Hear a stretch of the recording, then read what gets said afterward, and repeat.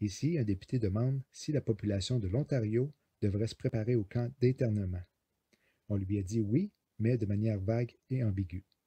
The next question, the member for Lanark, Frontenac, Kingston. Thank you, Speaker. My question is to the Premier. In my supplemental question yesterday, I asked this government if the people of Ontario should prepare for internment camps.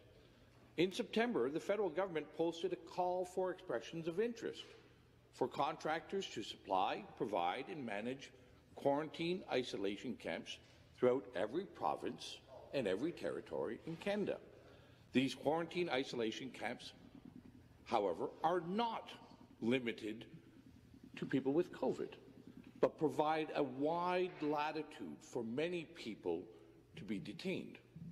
Surely this government is aware of the intentions to build these isolation camps from coast to coast. And my question to the Premier is, how many of these camps will be built, and how many people does this government expect to detain? Question. Government House Leader. Thank you, Mr. Speaker. It is very true that when people leave the country and when they come back in, that the province is suggesting, and the federal government, in cooperation with the federal government, we are suggesting that people isolate themselves. That has been a practice that has been very successful, not only here in the province of Ontario, but across Canada. And we will, of course, be redoubling our efforts to make sure that the people of the province of Ontario remain safe, Mr. Speaker. So if the member is referring to the fact that that one of the public health policies is that when you return from a jurisdiction outside of the province of Ontario or from another country that you isolate yourself for 2 weeks, I would suggest that has been a good policy that has been working. In fact, this House has been doing the same thing since we came back. We are working in cohorts to make sure that the Legislative Assembly can continue to operate. That's why we have two separate cohorts. Mr. Speaker. Response. And with the cooperation of the official opposition, that is why all members of the Independents have been excluded from that cohort, because we want them to be able to participate in debate. So we will continue to do everything in our power to make sure that this House continues, but that the people of the province of Ontario and Canada are kept safe. Supplementary question. Again, back to the Premier. Here's the RFP, and in the RFP it uses clear language to express that these camps can be used for a broad spectrum of people, not limited to travellers. Indeed, it doesn't even mention international travellers. It's just a broad latitude of people.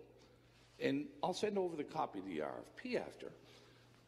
So your government must be in negotiations and aware of these plans to potentially detain and isolate citizens and residents of our country, in our province. So, Speaker, to the Premier, where will these camps be built? How many people will be detained? And for what reasons? Question. For what reasons can people be kept in these isolation camps? And I'd like to have the Premier assure the people of Ontario. Member, take a seat.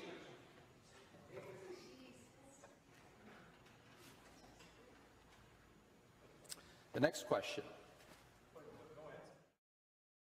En fait, le gouvernement canadien a lancé des demandes de propositions à l'industrie sur la construction de camps dans chaque province et territoire du pays.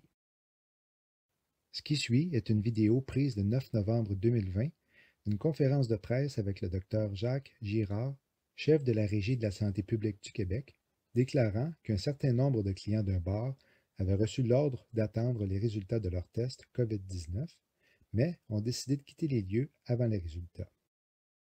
Docteur Girard, avant de terminer, il y a une journaliste qui ne pouvait pas être présente ici qui demande brièvement, est-ce que des ordonnances ont été émises à l'endroit des clients récalcitrants?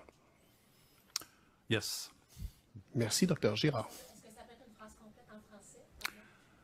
Oui, l'ordonnance concernait justement 2 personnes qui ne collaboraient pas. Et on trouve que c'est formidable de pouvoir finalement utiliser ce levier-là. Vous savez, avant, si on n'était pas en urgence sanitaire, le directeur de santé publique peut utiliser ce pouvoir pendant 72 heures, en attendant qu'un juge, finalement, confirme l'ordonnance. Dans le cas de la COVID-19, nous avons la possibilité d'isoler quelqu'un pendant 14 jours.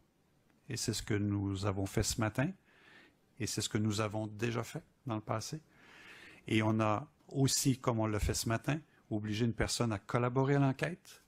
Et on l'avait déjà fait dans le passé, avec succès, et avec une collaboration extraordinaire des corps policiers. Merci à tout le monde. Passez une bonne fin de journée. Quand vous ordonnez quelqu'un pendant 14 jours à rester chez eux, là, c'est pas chez eux que ça se passe. Là. 14 jours, là, le séjour, c'est à la prison dans une cellule de détention. Est-ce que vous avez l'impression d'être dans une prison? Ben, Parce que c'est ça. Souvent, ce qu'on fait, c'est que c'est un endroit. Nous, comme on est le CIUS, en fait, a la possibilité d'offrir justement des isolements préventifs. Ça se passe finalement. C'est une disposition qui est beaucoup plus facile quand on a quelqu'un qui ne collabore pas.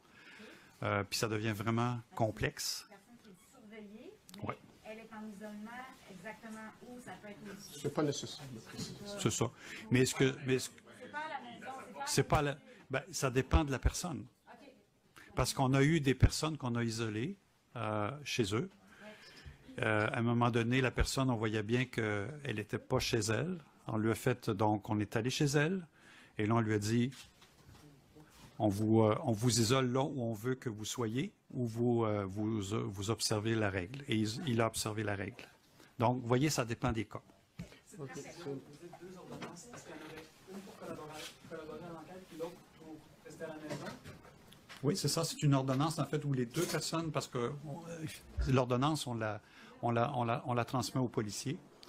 Donc, oui. On peut faire sur une ordonnance, on peut identifier plusieurs personnes. Hein, fait que ça dépend. Là, ça donne, c'est la première fois qu'on fait ça. Généralement, c'est une ordonnance, une personne là, qui est récalcitrante, là, qui ne coopère pas. OK, donc deux ordonnances, puis une pour collaborer à l'enquête, puis l'autre pour rester à la maison. Oui, c'est une disposition légale émise par l'ordonnance qui nous permet justement d'obliger ces personnes-là contre leur gré. Il faut bien le dire, hein, c'est ça, mais dans l'intérêt public. Pardon? On préférerait sortir ça. C'est une ordonnance dans laquelle on a oui, parce que c'est une technicalité là, juridique là, que je ne vous demandez pas de l'expliquer. C'est les avocats qui gèrent ça, là, mais c'est comme ça que ça se passe. Voilà, merci. Voilà. Maintenant, le 15 septembre 2020, le gouvernement du Canada publiait qu'une commande avait été faite pour livrer 36 000 capsules d'agents chimiques et de gaz lacrymogènes à Saskatchewan d'ici le 31 mars 2021.